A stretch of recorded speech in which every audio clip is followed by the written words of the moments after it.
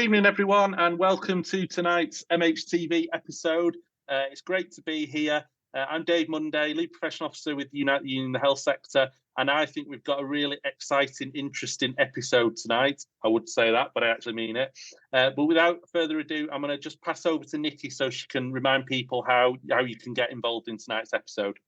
Yeah, we're talking about revalidation, so we really want to hear your experiences and any questions you've got, because this is a really useful way of working and being able to look at your practice just generally, but also for this very significant and important part. So if you're watching us on Facebook, you can just comment away and I'll see your comments and feed them back. And if you want to ask questions, you can do that via X or Twitter by using the hashtag MHTV. So obviously, we're keen to hear from you. Thanks, Dave. Brilliant. And tonight we are very lucky to be joined by an expert guest on revalidation and all things regulation. It's Jane Beach. So Jane, do you want to just spend a few moments sort of introducing yourself? Yes, no problem. Thanks, Dave and Nicky. I'm Jane Beach. I am the lead professional officer for regulation with Unite. So I've been in this role for over 11 years now, I think. So I'm not saying I know everything about regulation because, it changes so frequently that I certainly don't, but hopefully can be helpful. And Dave and I were involved in the original pilot for revalidation. Gosh, I can't remember how many years ago actually, but we've revalidated 3 or maybe 4 times now. So yeah, so we do have quite a bit of experience between us, and hopefully, because revalidation is something that does keep cropping up, hopefully it'll be useful if we go through it with you.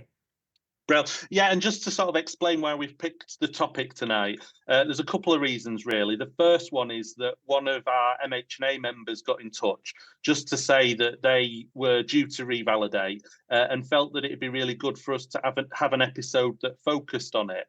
And obviously, we thought that was a great idea.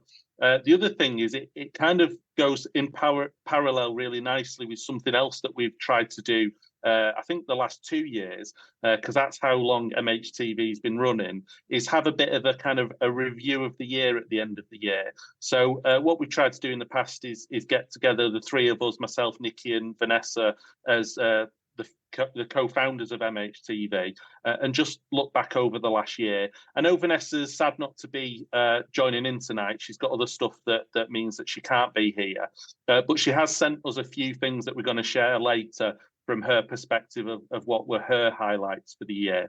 So yeah, it just felt like a really good opportunity to kind of mash the two together.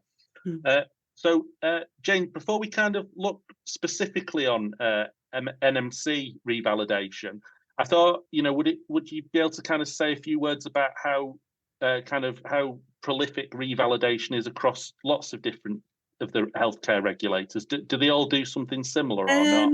Well, they all do something similar. Obviously, we know that GMC registrants revalidate, and their revalidation process is a bit different to the NMC process. HCPC registrants have CPD, so they don't have revalidation as such, but they do have requirements around CPD that they need to do. And other regulators I'm probably less familiar with, but they will all have something along the same lines.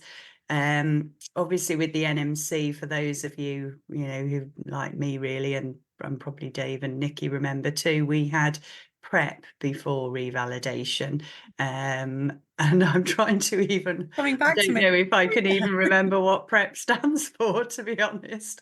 It seems, so far ago, but so revalidation kind of built on that. So we've always had some expectation of having to keep ourselves up to date and fit to practice. I think revalidation just really kind of firmed up and provided a bit more structure around that process, and obviously was a bit more along similar lines to what our doctor colleagues have to do. So is that sufficient on that, do you think, Dave? Yeah, that's brilliant. And I suppose just sort of rewinding to the introduction of revalidation, kind of what was the NMC hoping to kind of achieve with bringing it in? Yeah, I think really, I mean, it's about maintaining the professionalism, isn't it? It's about being able to demonstrate that you do remain fit to practice and you do remain up to date, and just having something a bit more structured. But I think the introduction of the professional discussion was to kind of raise the level of professionalism, and to, for us all to kind of recognize and celebrate the fact that we are professionals. And yeah, and I think it's just, with prep, it was always, I think people got so used to it that although there was an audit process, not many people really knew anybody that had been called to demonstrate their prep. So over time, I think everybody had possibly become a little bit complacent, and maybe weren't doing it in the way that they could to maximize, the potential.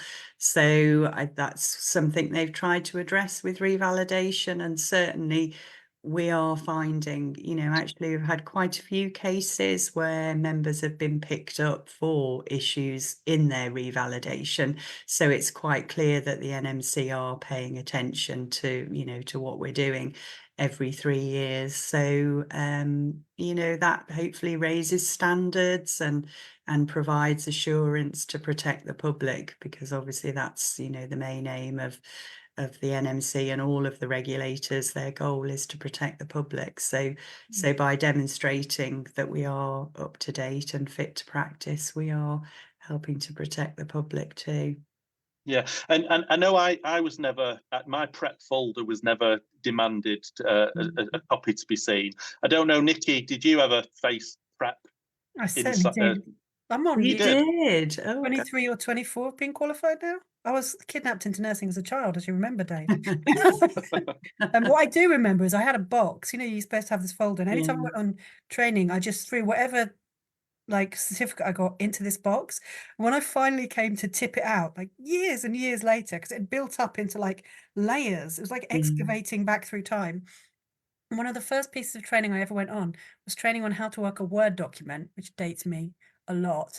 And the training took all day. I'm like, what did they teach me about a Word document that took all day for me to Yeah. understand it? So that's quite how Yeah. far it went back. But I think, when you think you can have training, for me, 20 odd years ago that I qualified, how much has changed, how much has gone forward. And the idea that someone wouldn't be up to date is quite frightening, really. Yeah. So I Yeah. think sometimes you have it in your head as, oh, this chore that you have to do, and it's like a paper Yeah. exercise. But actually, when you think about it, it's not about us, is it? It's exactly as you say, Jane, about keeping people safe. Yeah. It feels Yeah. very different. It feels like Yeah. something's a lot more meaningful. And I think Yeah. reflective practice is something which we can talk about as well, because I think some people take to it more naturally than others. And I Yeah. think even some of the fields find it perhaps easier because you do more. I think in mental health, you do a lot more of it than maybe you do in other Yeah. fields in terms of Yeah. emphasis. Yeah, Yeah. I suppose one of the things that I found, like Jane said, having revalidated 3 times already, I think one of maybe the criticisms and one of the benefits of it is that I think you get out of it what you put in, really. Yeah. That there is potential, or there is the ability to give it a very kind of short shrift, and to not focus on it, not do a great job on it, but still to do it, kind of thing. And I think that is, I think you get a lot less out of it than that. But I suppose maybe giving a few examples of that. Jane, do you want to just kind of talk us through a few of the elements of it, and we'll maybe, sort of Yeah. delve a bit deeper as you go through them? Yeah, because I must admit, I do think with prep, I think it's like Nicky said. I can remember, I think my employer at the time gave me a folder. So, I had a folder with everything in it. But revalidation just feels as if there is, there's much more structure around it, which feels really helpful to me. I mean, as Dave said, I've revalidated 3 times because we did it in the pilot as part of the pilot. So it's twice, for real, I suppose. But it just, it just feels a little bit easier to be more organised. So obviously the practice hours remain the same. We had those in prep, so that's 450 practice hours over the the time of, you know, over the 3-year period. Obviously, if you're dual registered, so nurse and midwife, then you have to do 450 in each of those. So that would be 900. We still have requirements around CPD, 35 hours. So that I think is the same. The difference is that 20 of those hours must be participatory. So, for example, today I did an equality and diversity course, which was online, but, you know, we had rooms. So we went out into breakout rooms and we had quizzes and we had discussions. So that obviously is participatory. So it doesn't mean you have to be in the same room. It's just as long as you've had the opportunity to talk through with other people. So and you have to have 5 pieces of practice related feedback, you know, which can come from any source really. And I'm sure, you know, I think in our role, Dave, it might be because we're in slightly different roles. So it might be helpful if both ourselves and Nicky talk about what kind of practice related feedback we use. So for me, I was going to say, shall I give you an example? Yeah. Yeah. So one of the roles that I've got at Unite is I chair the odd conference, and not an odd conference, I mean infrequent conference. And what's really helpful for those is that quite often they get feedback on the different sessions that are done, and also the feedback for the chairing. And it's great for my revalidation because, you know, I've got a nice kind of spreadsheet with all my kind of scores back from everyone, and sort of some narratives in terms of what they found went well and what they found didn't go so well. So I think that's one, happily, that's quite a positive. I suppose one of the things about the practice related feedback is, you know, do you pick 5 really glowing positive things that people say about you, or do you try and, you know, feed in some of them that are not so positive? And I suppose, you know, there are those situations where, you know, supporting members in the workplace where maybe a member felt that I didn't do the thing that they wanted me to do, so maybe sort of voices not always a particular complaint, but, you know, just sort of like feeds back that they weren't 100% happy. And that's really helpful too, isn't it? Because that can, you know, that can sort of go really nicely in your practice related feedback part of your folder. And that's really, really helpful. I suppose, you know, the other thing for me, you know, over the last sort of period of my revalidation, I had my experience of going back, you know, to work in COVID vaccination centre. And again, you know, obviously having all the different bits of feedback that I got from members of the public in terms of, you know, the service that we delivered there. And you don't have to just use the feedback that you get as an individual, do you, Jane? You can also use feedback that you get as a team or as a kind of a collective. So that's also really helpful. And would you use feedback that you got from an appraisal? If you had an appraisal and you got feedback on your practice, would you use that?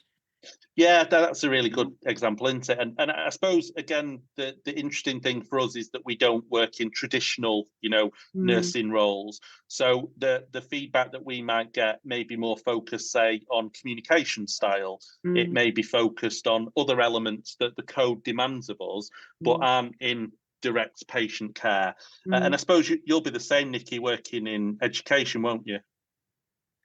I still have a patient contact through voluntary work that I do as well. But I have to say, people often think if you move out of education, you have less contact with mental health.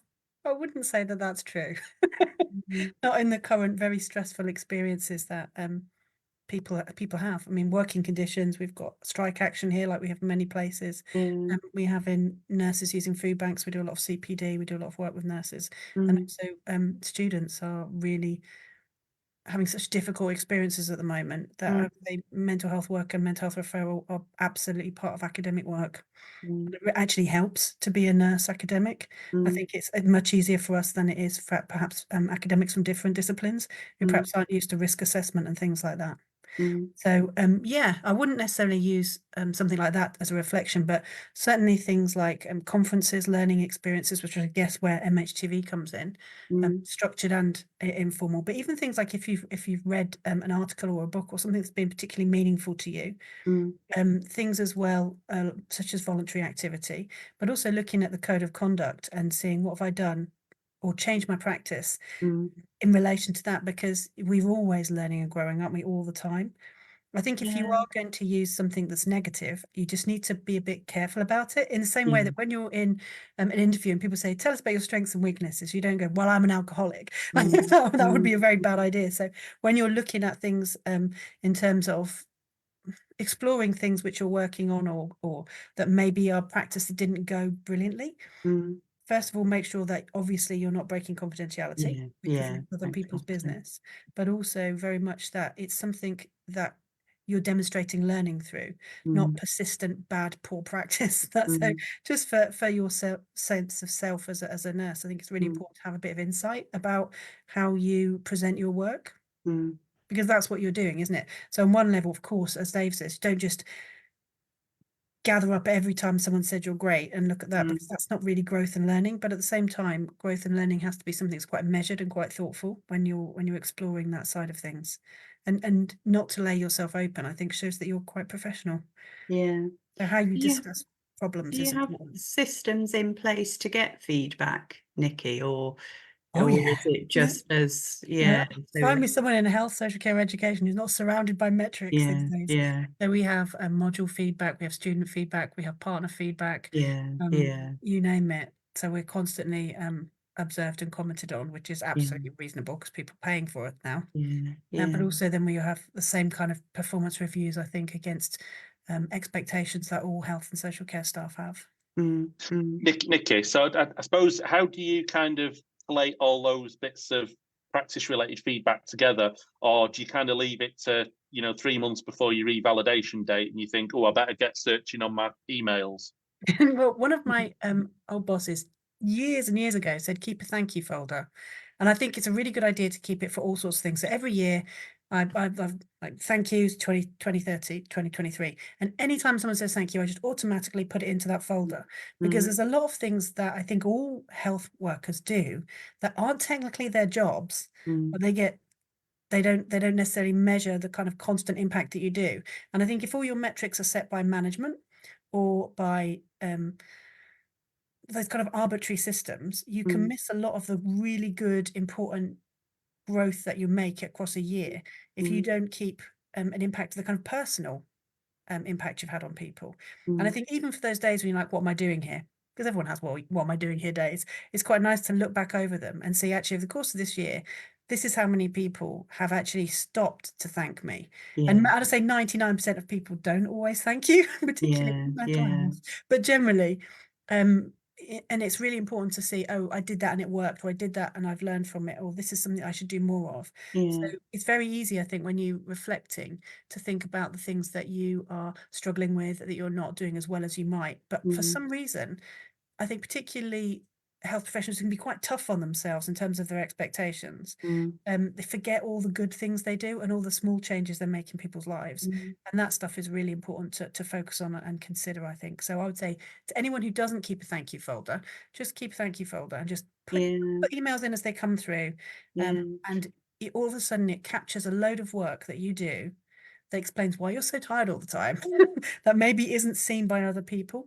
And as you say, they're quite useful to reflect on, because not everybody does say thank you. It doesn't mean they're not thankful, but the fact that somebody has taken the time and energy to, especially if they've written a thank you, then it's really useful to reflect and think, well, what was it about what I did that made them do that then? And Definitely. and how do I feel about that? And and how can I learn from that to other interactions? And so really positive. So I mean, obviously, Jane, I was going to say then, it sounds like you're leading us into the next requirement of NMC Revalidation there with saying reflection a few times.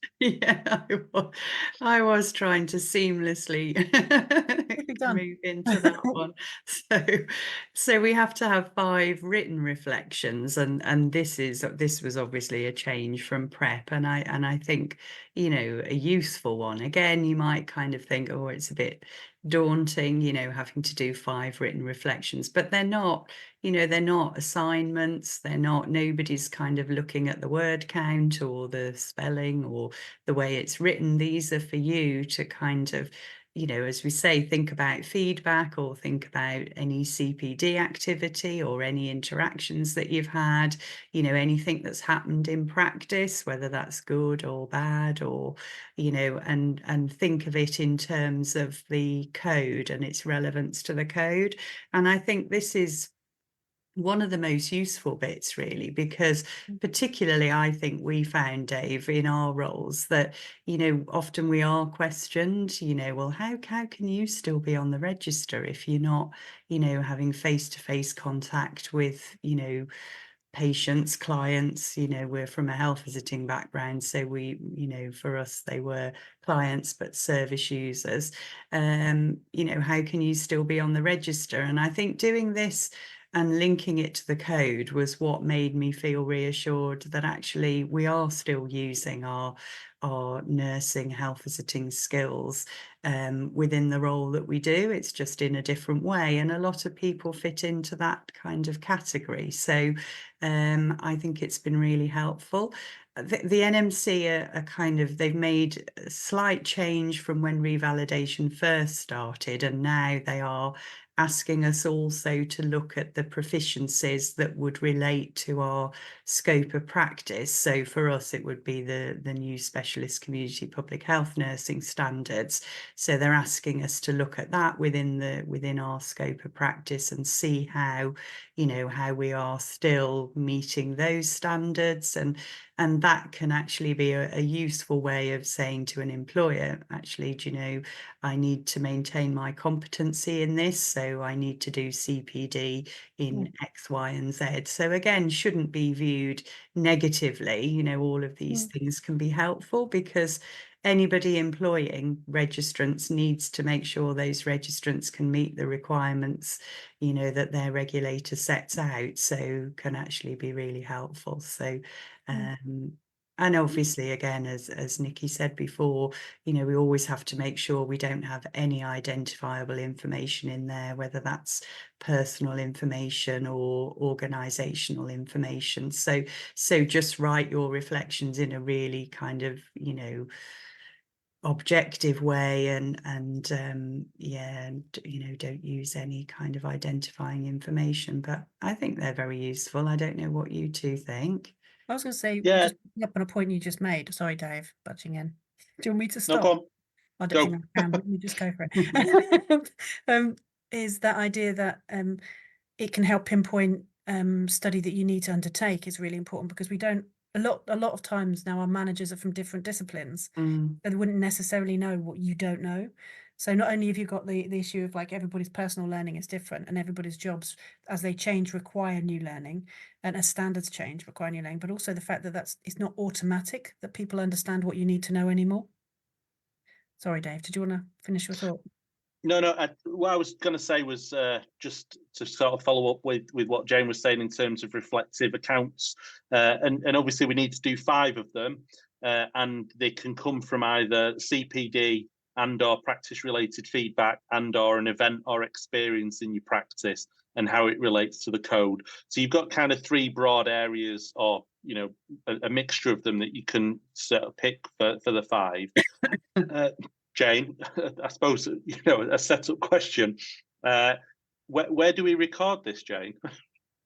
Yeah, the NMC have got forms on there. So the reflective, yeah, sorry, The reflective accounts form. reflective accounts form. Yeah. So and again, that's, you know, you don't, well, you do have to use the form, but you can do, you know, whatever kind of way of reflection that best suits you, really, because there are different models. So, but I must admit, I do find the form helps to direct your kind of reflection, because as Nicky said before, some people find it easier than others, and you know, I mean, I think most of us, to be fair, you know, we may not think we're very good at reflection, but actually we are always reflecting, aren't we? You know, in any encounter you have, oh gosh, you know, actually, do you know, that didn't go very well. And you know, what could I have done? What, you know, so I think we naturally do reflect, but maybe what we don't do is write it down. So, but by writing it down, that kind of helps the process. So yes, there are forms. You know, the NMC have got guidance on the website, and there's got all the forms there, so you can be really organised, and it's very, yeah, I find it good. You know, I must admit, I do, like most people, I intend, as soon as I've done my revalidation, I think, right, okay, I'm going to do one regularly. And, you know, unfortunately, that doesn't always happen. But doing this tonight has made me think, right, okay, I do need to do. Well, it's funny you mention that, Jane, because accounts.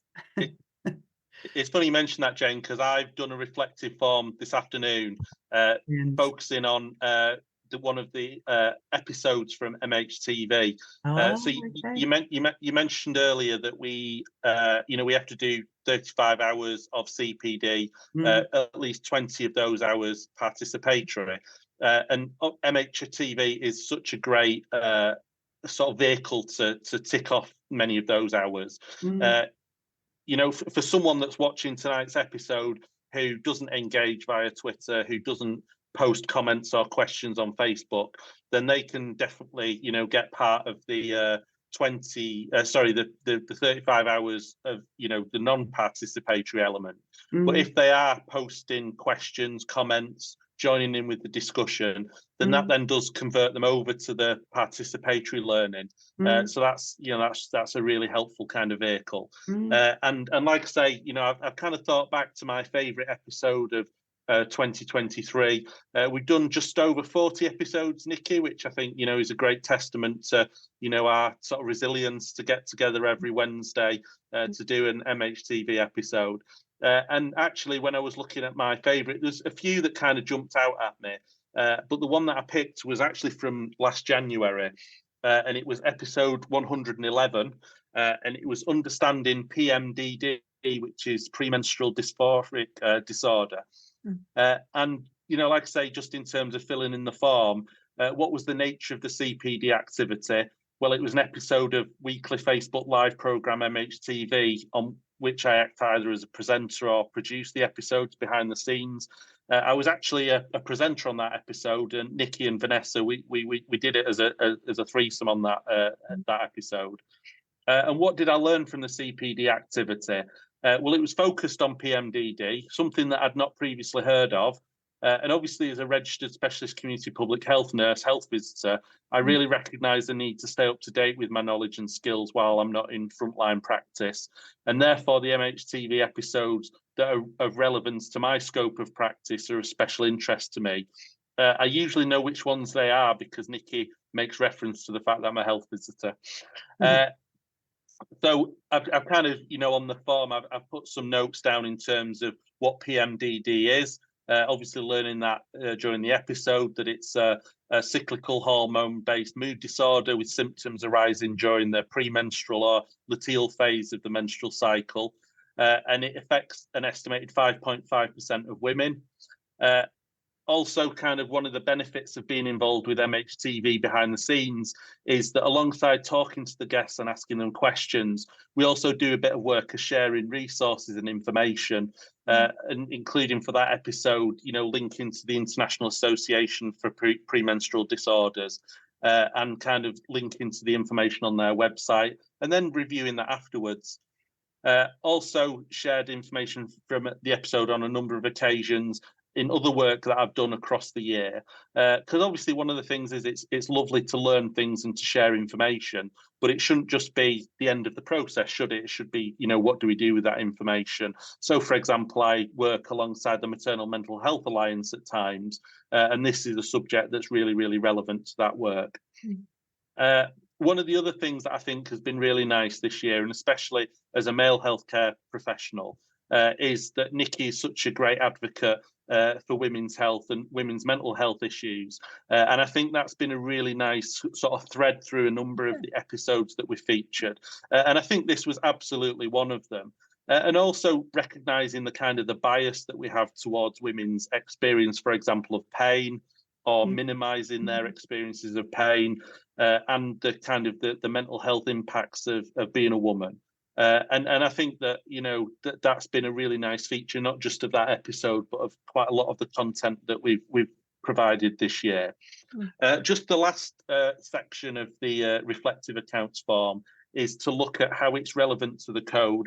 So I reckon it's relevant in at least 2 different areas. The first is in prioritising people, and section 3 say make sure that people's physical, social and psychological needs are assessed and responded to.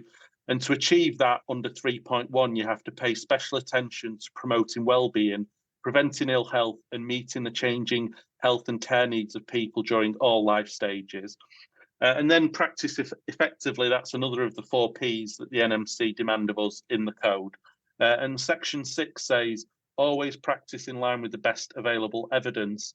Hopefully, absolutely doing that, because we had an international expert on the subject on the MHTV episode. And to achieve it under 6.2, I need to maintain the knowledge and skills you need for safe and effective practice. So hopefully, that's been a bit of an example of how you can fill in a reflective accounts form using one of the MHTV episodes that I certainly enjoyed this year. So that's kind of mine. I would imagine that, what you learned will also help you in this role, Dave, working with members, because, where, you don't know, do you, when you may come across, a member where this is an issue and it's caused problems in the workplace, and it's all very relevant, isn't it? And yeah, certainly. And one of the examples of that is the work that our trade unions doing around menstrual health. There's quite a large sort of section of work being done on that, including the menopause. Yeah, all very relevant. So yeah, no, it's good. Yeah. So hopefully, Jane, when I come to you for a reflective discussion, which we'll talk about in a bit, you won't feel too bad that you've got to listen to that one again. Well, I have to read it, don't I? That's the thing. You have to share your written reflections with the person that you're having your reflective discussion with. Before I move on to that, was there anything, Nicky, you wanted to say about? Just that we've been tweeting out, or Xing out, whatever you call it. I know. All the different documentations and links to the web pages. It does seem like there's some trouble on X, Twitter, or whatever we're going to call it these days, with links being seen. But if you go to the NMC website, all that stuff is there under revalidation. Or Google NMC revalidation or any other revalidation, it'll come up. So all that documentation is there, and also guidance on how you might want to get started. So I think when people first look at it, they're like, how much paper is this? So I think just perhaps a few thoughts on how you might want to start your process, how you might want to start collecting your evidence, how you might want to think the task through. And I think it's just starting it. Once you've done one, it does seem much better, really, because you've only got 4 to do then, and because you've got 3 years to do it, it shouldn't really be an onerous task. Well, you've got a bit less than 3 years, haven't you, really? But so once you've got your reflective pieces, you arrange a reflective discussion, ideally with another NMC registrant, and it should really be somebody that's more senior to you. I think the NMC have tightened up a little bit on this, so that they now say that you have to kind of think of conflict of interest. So, you know, you can't have a family member or a friend do your reflective discussion or your confirmation, because, you know, there could definitely be a conflict there. So, you know, choose very carefully who you have your reflective discussion with. It should be a supportive discussion. So it's got to be somebody that you do feel comfortable with, and you don't necessarily have to have the same person that does your confirmation. So as you alluded to before, you know, we're not all managed by NMC registrants. So often we do have our confirmation with somebody that isn't an NMC registrant, but we have to find somebody to do our reflective discussion. So it should be somebody familiar with your kind of scope of practice, with your work. And as I say, should be a supportive discussion really, and a good, you know, opportunity. It's not an opportunity to pick people up for fitness to practice. That's not revalidation's role. You know, if people have concerns about people's practice, they should deal with those in the usual way and not wait for revalidation. So although obviously if revalidation isn't done correctly, then it can lead to fitness to practice concerns. But yeah, so, and you can have the reflective discussion. I think it's up to a year, isn't it, before you actually are due to revalidate. So again, you don't have to leave it till the last minute, although often people do. And there's a form specifically for that. So you're, you know, obviously the person you're having it with has to know that they're doing it, has to agree that they're doing it, has to be willing to sign the form. So I think we've had a couple of instances where people have, you know, thought they'd got somebody to do their reflective discussion and had kind of filled all the paperwork in beforehand, only then to find that the person can no longer do it, and that's caused a few issues. So yeah, it's best to follow the process properly, really. Anything else either of you want to say on the reflective discussion?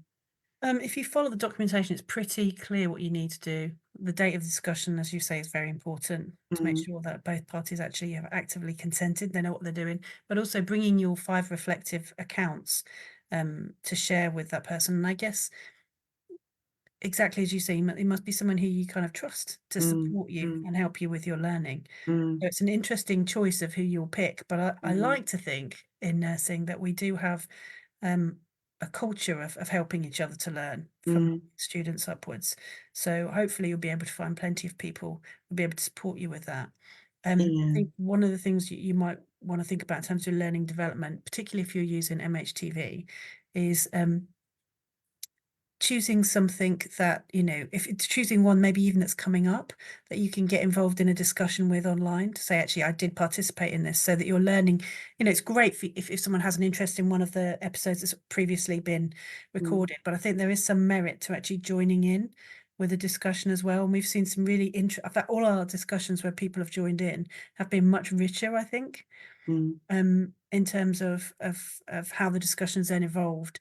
And I think because people can tweet or they can join in by Facebook, I think that does make a difference. If someone isn't sure about something or wants to check something out or wants to ask a question, that's always really useful, I think, to say that not only are you learning, but you're actually participating and creating that learning as well. I think that, you know, when you're a professional, your learning shouldn't be, at worst, I think, healthcare learning can be, you know, when you get sent on those courses, you just tap through them on the computer and you see people tapping at the speed of light, whizzing through health and safety courses. You're like, this feels not safe. So there's something about actually having interactive learning and taking charge of your learning, understanding what gaps in your knowledge you need to fill in, and also finding some joy in it, you know, because one of the things when I was practice development nurse, I could see at times the learning that we were sent on was, or we were asked to create, was almost like rubber stamping.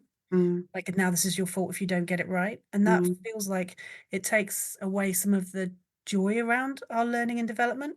Because it should be something that you feel is strengthening your practice, that's helping you refine your professional identity, that's demonstrating your expertise, that's kind of growing your interest and your passion for your subject. It shouldn't be something that takes that passion away. So I think one of the things that's quite handy about MHTV is that you can access it whenever you want, but also you can ask for topics if you don't know. Like tonight's is a requested topic, or Mm, you can participate in that learning. And I think, we're grown-ups now. We're not baby yeah. students anymore. And I think that's Mm, part of your responsibility, is to actually create your own learning mm, environments and pinpoint, where we all need to do better and support each other's learning.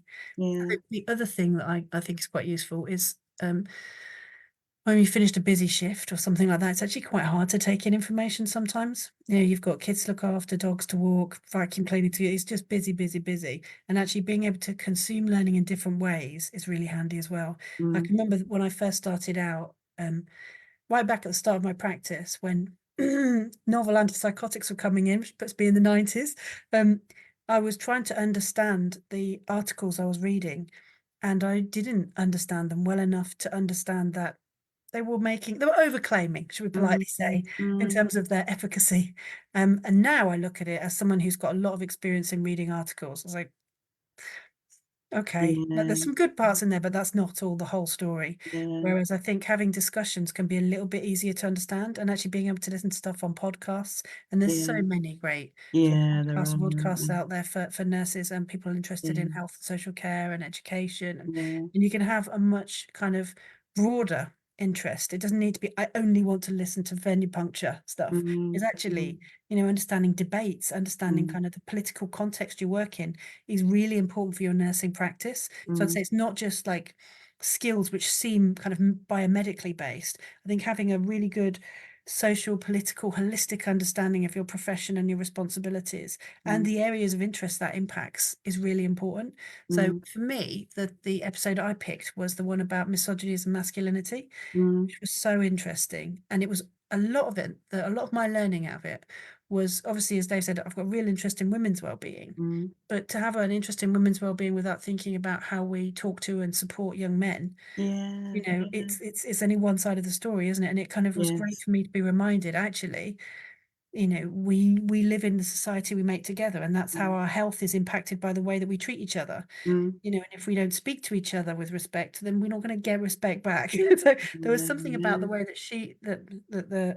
that our speaker was talking about the importance of giving information and hearing information. And I Mm, think as a nurse, as professionals generally, sometimes we get so used to being in that kind of alpha position of giving yeah. health information, Yeah. that we can Yeah. almost dispense it instead of have health conversations. Yeah. And so I really like the way that she was talking about, equalizing power in health conversations and Mm, understanding that how people are seen in society can actually push people away from you, when the whole point of health and social care is to bring people together, isn't it? mm, So for mm. me, I really liked the way she was talking about respect and understanding, and listening to each other with less high-pitched emotion, because that's Yeah. something I think over the last 5 years we've really seen an explosion in, Yeah. particularly Yeah. on social media, and other places where we're having health and well-being debates, is that they can be totally overshadowed by anger and blame and all kinds Yeah. of things which are Yeah. not health promoting, which are not professional,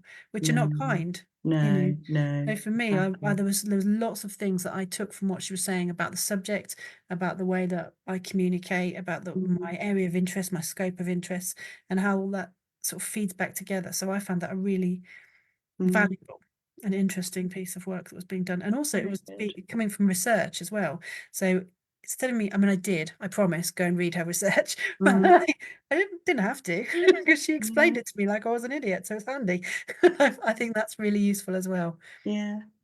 So Yeah. you'll be able to write that one up and I have won't be writing the one one of up. your I reflective revalidate in pieces. May. Yeah. May. And that's another thing to think about, I think.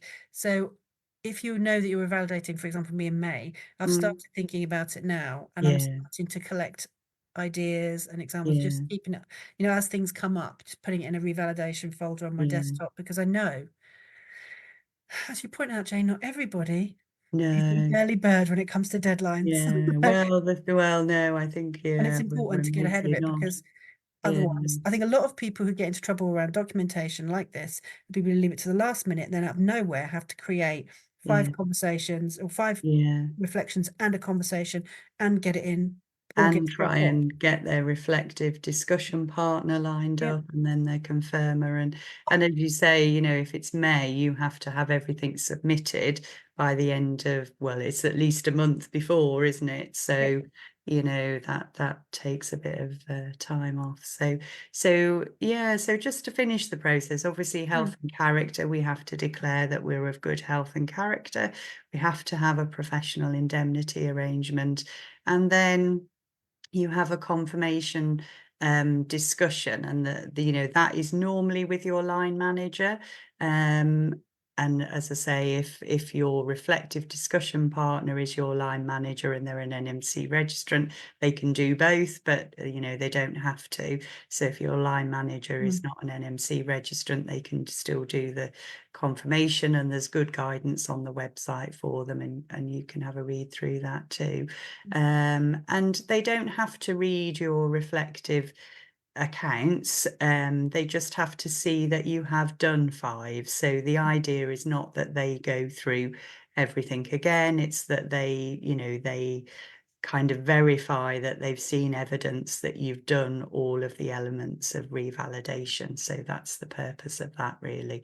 And then everything gets sent off online to the NMC, and obviously you have to pay your money as well when that comes up. So that's revalidation. The NMC are going to be reviewing it fairly soon, and they'll be looking at the code again as well, and they will be looking at revalidation. So I would make a plea really to you know, stay in touch with us, and when we start looking at revalidation again, we'll maybe do another one and talk through the changes that the NMC are going to make, if they're going to make any. So that'll be interesting to see, I think. So, but yeah, thank you for the opportunity to talk through it. It seems a long time since I've talked about revalidation. We did a lot of it in the beginning, but I think it's very timely, because post-COVID, obviously there were quite a lot of, you know, there was an easing, you know, I'm trying to think of the word, the NMC gave a little More bit of flexible, weren't leeway, they? more flexibility, yeah, and for people around revalidation. Well, of course, that's all gone now. So some people have been caught out by that, and thought they'd possibly got longer than they have got to do it. So I'd urge everybody to be really clear about when your revalidation submission date is, and work back from that, and give yourself plenty of time to do it. Jane, it's probably helpful to highlight that the way you find out your revalidation date, if it's not already burnt into your brain, is if you go to your NMC online account, it will tell you your date of revalidation. So, for example, my date of revalidation is the end of September 2025, my next one. So I know that that's when I've got to be ready. Yeah, it's quite interesting. I'm not sure if it's actually on your registration as well. You know, if you search yourself on the register, I'm just going to do that and see if it is. I don't think it is. I just think that shows if you've got a current registration or not. Right. The other thing that I thought, you know, an interesting point to make tonight as well is revalidation isn't now just for nurses and midwives. It's also for nursing associates as well. So the nursing associates have exactly the same requirements under revalidation as nurses and midwives do.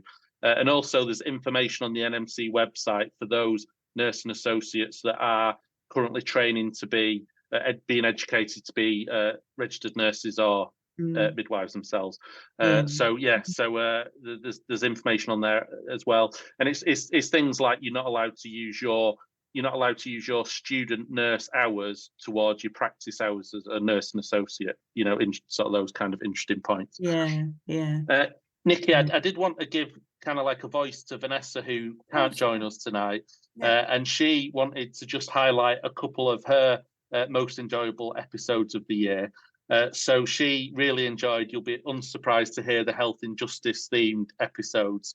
You know, she's been an amazing advocate for healthcare in prisons over the years, and certainly has really threaded that through MHTV as well. I think she also really liked the link to the conference that Health Injustice did, and kind of how she could continue some of the discussions that happened at a face-to-face physical conference online. And I think that's been a nice feature of MHTV as well, hasn't it, where we've done things like supported the Skellon Lecture in 2023. And, you know, thanks to colleagues at Cardiff University that got us involved in that. She also wanted to highlight the one on the feminist approaches to suicide prevention that happened just a few weeks ago, and also one that happened last week with colleagues from the Jabali network. So she's picked a few from across the year, and she also wanted to highlight the one that she did with Beverly Powell, one of her colleagues that she really enjoyed. And I think she likes reflecting on professional journeys, not just practice issues, but kind of, you know, the journeys that people have had in mental health nursing, which has been a nice feature of some of the episodes that we've had. I suppose, you know, we're very much getting towards the end of the time that we've had tonight. You know, to say thank you to Jane for some really helpful insight into the world of revalidation. I don't know if you've got any final points you wanted to make, Jane, or if you feel like you've covered everything already. I don't think so. It's quite interesting. You do think, oh gosh, you know, talking about revalidation, but actually we've done really well. We've spoken about it probably longer than we thought we would. So it just goes to show. I mean, I just think, you know, try not to view it as something that's onerous. I know when I kind of, you know, when I do revalidate and then you look back over the previous 3 years, because I've probably still got all of that, you know, you know, you're just like, wow, gosh, yes, I did that. And oh, wow, I did, you know, I find it really quite rewarding. So I think if we view it positively, it doesn't become a burden.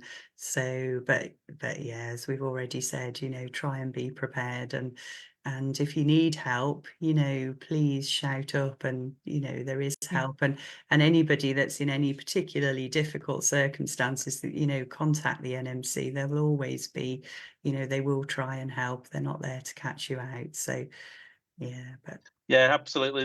There's places to help, including with our organisation for members. Nicky, have you got any final thoughts on today's episode or on 2023?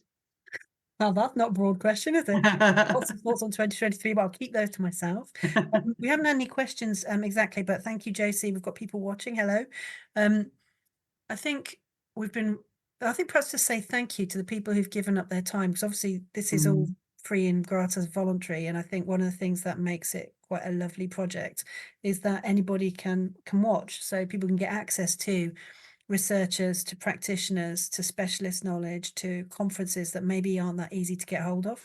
So I will say thank you to everyone who's come on, really. And we've had so many people, far too many people to single them out, who have talked about their journeys, and I've talked about, you know, their personal experiences of illness, their thoughts on being professionals, and particularly people who have come from minority backgrounds, I would say, of all different kinds, or marginalized backgrounds of all different kinds, and actually come on and shared that experience, because I think to see those journeys are really important for us all as practitioners, so that we understand, you know, we understand each other a bit better, and the sacrifices that people make to do this work, I think, is really inspiring. And it's very one of the things I think that makes me want to do this is to be able to talk to as many people as possible, and to be really inspired by other people, and whatever we can do to support them is exciting, I think. So for me, 2023 has been really interesting. I've certainly learnt a lot, and I would also say thank you to Dave, because Dave spends a lot of time off screen he does. sorting everything out and getting no glory for it, which is always harsh. So thank you. No, that's what we appreciate you, Dave. Yeah. And I suppose it's one of those things, isn't it, Nicky, that I think sometimes when it's getting towards 7 o'clock on a Wednesday evening and you've got kids to deal with and a house to sort out and, you know, lots of different things to do, sometimes you can kind of think, oh, it's MHTV. But I think the massive kind of boost that we get every week when it gets towards 8 o'clock, we've done an episode, we've listened to some fantastic information. You know, often it can be inspiring, it can be thought-provoking, it can really kind of reset you for the next few days in work, and so that's great. And I suppose the other thing is that, you know, it's such a pleasure working with yourself and Vanessa on something that, you know, we started as a bit of a hobby in COVID, and it's still going 144 episodes later.